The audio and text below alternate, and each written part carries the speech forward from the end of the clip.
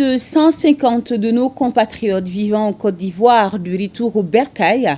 Pourquoi ce rapatriement? Le ministre des Maliens établi à l'extérieur à l'accueil et à la Tour de l'Afrique nous donne plus d'explications. On fait le point avec Almouzer Alkanissa Yatara. Ces Maliens de retour en provenance de la Côte d'Ivoire ont fait 2 jours de route. Ils sont arrivés ce vendredi matin, transportés par 2 bus. Le ministre des Maliens établi à l'extérieur et de l'intégration africaine et toute son équipe étaient là à l'accueil de 22h jusqu'à leur arrivée à la Tour de l'Afrique aux environs de 6h du matin. À 22h jusqu'à 6h du matin. Donc vraiment on remercie Monsieur le ministre, on remercie le gouvernement de transition. Dès le début des événements de Port-Bouët à Abidjan, événements qui ont concerné nos compatriotes, notamment ceux qui sont dans les marchés à bétail et ceux qui vivent dans les habitations riveraines.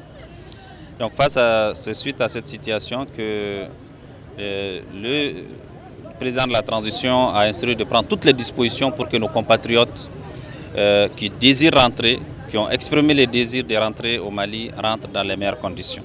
Le ministre a tenu également à expliquer aux compatriotes de retour que ces événements malheureux ne sont pas une cible particulière. Ces événements se sont produits dans un contexte d'une décision souveraine d'un pays frère, la Côte d'Ivoire, dans le cadre de déguerpissement engagé dans ce pays-là depuis des mois.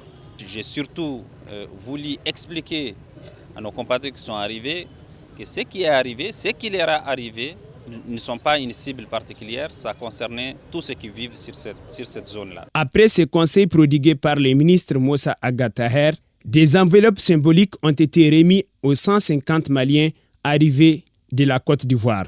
Il a aussi rappelé que des mesures sont prises pour le retour d'autres Maliens.